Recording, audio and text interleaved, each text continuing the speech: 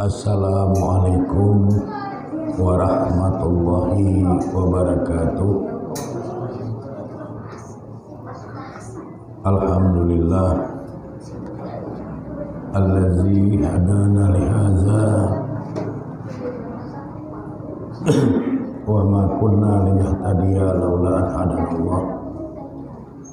Asyhadu an la ilaha illallah wa asyhadu anna Muhammadan abduhu wa rasuluhu allazi la nabiyya ba'dah. Allahumma sholli ala Muhammad wa ala alihi wa ashabihi ajmain. Radina billahi robba wa bil islami dina wa bi Muhammadin nabiyya wa rasula. Amma yang saya hormati bapak-bapak dan ibu-ibu serta anak-anak kami yang dirahmati oleh Allah Subhanahu wa taala, puji dan syukur kita sampaikan kehadirat Allah Subhanahu wa taala yang telah mengeluarkan kita dari berbagai kegelapan kehidupan kepada cahaya, hidayah dan inayah Allah. Mudah-mudahan dengan cahaya, hidayah dan inayah Allah kita bisa menjadi seorang hamba Allah yang soleh, yang solihah, yang senantiasa bertakwa, rajin beribadah dan bertakarub mendekatkan diri kepadanya. Selanjutnya selawat beriring salam tidak henti-hentinya kita mohonkan kepada Allah Subhanahu wa taala agar tercurahkan kepada Rasulnya Nabi Muhammad sallallahu alaihi wasallam beserta keluarga, para sahabat dan semua pengikut beliau yang setia hingga tegaknya hari berbangkit kelak. Materi pengajian kita pada malam hari ini adalah kesungguhan dalam belajar ilmu agama. Semua amal ibadah kita membutuhkan ilmu untuk kita bisa mengamalkannya dengan baik dan sempurna. Begitu juga dengan hal-hal yang menyangkut tauhid, mengesahkan Allah. Ini membutuhkan ilmu agama. Sehingga apabila kita tidak bersungguh-sungguh dalam mempelajari ilmu agama itu, maka nanti kita tidak akan pernah bisa sempurna dalam menjalankan ajaran-ajaran agama sebagaimana yang diinginkan oleh Allah Subhanahu wa taala dan Rasul-Nya. Tanpa ilmu maka susah bagi kita untuk bisa mencapai amal ibadah yang maksimal. Salah-salah tanpa ilmu, amal ibadah kita itu menjadi amal ibadah yang tertolak. Sebagaimana yang disabdakan oleh Rasulullah SAW dalam hadis riwayat Imam Bukhari, "Man 'amila amalan laisa 'alaihi amruna fahuwa raddun." Siapa yang beramal, amalnya itu tidak sesuai dengan perintah kami, maka amal itu tertolak. Agar kita tahu mana amal ibadah yang sesuai dengan perintah Allah dan Rasul-Nya, maka diperlukan ilmu, yaitu ilmu tentang agama Islam, ilmu tentang syariat, ilmu tentang tauhid, ilmu tentang ibadah, ilmu tentang muamalah, ilmu tentang munakahat, sehingga apapun amal ibadah yang kita lakukan itu akan menjadi amal ibadah yang makbulah, karena sesuai dengan perintah Allah dan Rasulnya berdasarkan ilmu yang kita telah mempelajarinya. Imam Asy-Syafi'i di dalam kitab Tabaqatus Syafi'i yang biasa dikenal dengan Tabaqatul Kubra li Syafi'i, yang ditulis oleh Imam Al-Baihaqi, Imam Syafi'i mengatakan, ta'allam, belajarlah, falaisal mar'u yuladu aliman, karena tidak ada orang yang dilahirkan dalam keadaan berilmu. Jadi tidak ada satu hamba Allah pun yang lahir ke alam dunia ini sudah membawa ilmu. Semua hamba Allah yang lahir di alam dunia ini tanpa ilmu. Apa yang diungkapkan oleh Imam Muhammad Idris Asy-Syafi'i ini merupakan intisari dari apa yang Allah firmankan di dalam surat An-Nahl surat ke-16 ayat 78.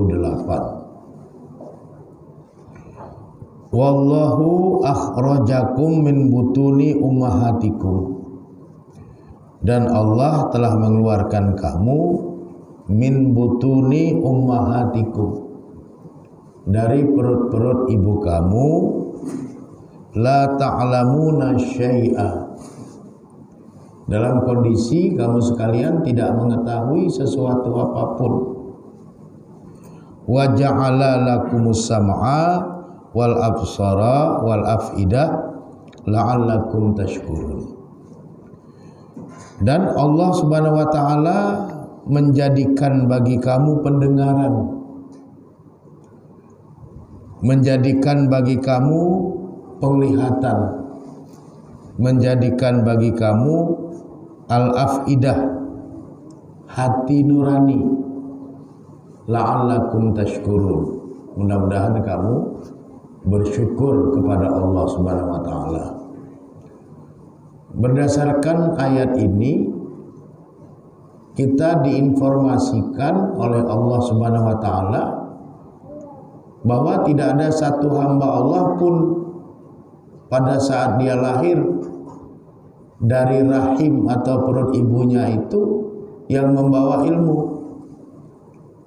Semua hamba Allah yang dilahirkan di alam dunia ini tanpa ilmu. La ta'lamuna syai'a, kamu tidak mengetahui sesuatu apapun pada saat kamu dilahirkan dari perut ibumu. Kemudian pintu ilmu pertama yang Allah buka itu adalah as-sam'a, pendengaran. Oleh karenanya orang Islam itu begitu dilahirkan dia diazankan di telinganya, karena pintu ilmu pertama yang dibuka oleh Allah itu adalah as-sam'a, pintu pendengaran. Dengan diazankan di telinganya itu, si bayi sudah mendapatkan bekal ilmu. Yang pertama ilmu tauhid. Ayahnya memperkenalkan dia sejak pertama kali pintu ilmu yaitu pendengaran dibuka tentang Allah, bahwa Allah itu Maha besar. Kemudian ditanamkan pula melalui pintu ilmu pendengarannya itu bahwa kesuksesan hidupnya dunia dan akhirat akan tercapai kalau dia menegakkan sholat. Jadi kumandang azan pada telinga anak bayi itu merupakan ilmu pertama yang dimasukkan oleh ayah kandungnya ke dalam dirinya melalui pintu ilmu yang Allah buka, yaitu as-sam'ah, pendengaran. Jadi pintu ilmu yang pertama kali Allah buka itu adalah as-sam'ah, pendengaran. Makanya dikumandangkan azan pada telinga bayi yang baru lahir, karena semua bayi yang baru lahir itu tidak membawa ilmu apa-apa. Baru kemudian nanti setelah Allah membuka pintu ilmu pendengaran, Allah akan buka pintu ilmu penglihatan, al-absar. Baru kemudian nanti Allah bukakan pintu ilmu ketiga, yaitu al-afidah, hati nurani, untuk menimbang apakah sesuatu itu baik atau buruk berdasarkan rasa yang ada di dalam perasaan. La'allakum tashkurun, semoga kamu bersyukur dengan ilmu yang Allah anugerahkan, dengan pintu-pintu ilmu yang Allah bukakan. Karena tidak semua orang yang punya telinga itu kemudian telinganya menjadi pintu ilmu. Karena nanti ada orang yang tuli, punya telinga tapi dia tidak bisa mendengar, dia tuli, sehingga telinganya itu tidak bisa menjadi pintu ilmu. Tidak semua orang yang punya mata itu kemudian matanya menjadi pintu ilmu. Sebab ada orang yang punya mata tapi matanya tidak bisa melihat, dia tunanetra, sehingga matanya tidak bisa menjadi pintu ilmu. Dan tidak semua orang yang punya hati nurani itu bisa menggunakan hati nuraninya untuk menimbang rasa, minimal sesuai dengan humanistik, nilai-nilai kemanusiaan itu. Jadi bersyukurlah kita kepada Allah. Allah sudah menganugerahkan kepada kita pendengaran.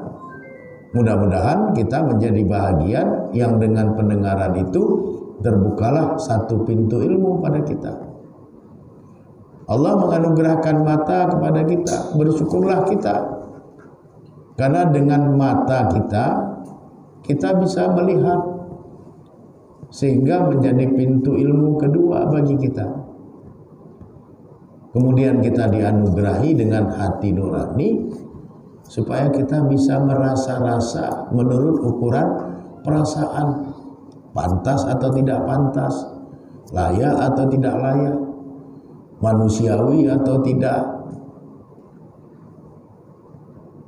Sehingga itu menjadi pintu ilmu yang ketiga. Sebab semua orang punya hati nurani, tapi tidak semua orang hati nuraninya itu hidup. Ada orang yang tidak bisa membedakan apakah itu pantas dia lakukan atau tidak, apakah layak atau tidak. Kadang-kadang orang tidak bisa merasakan hal itu. Kalau dalam lakon wayang itu ada istilah Petruk kepingin menjadi ratu. Jadi itu mensimbolikkan sesuatu yang tidak pantas.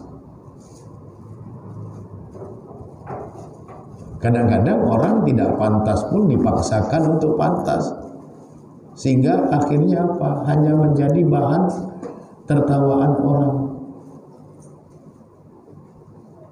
Oleh karenanya la'allakum tashkurun, Mudah-mudahan kamu bisa bersyukur kepada Allah.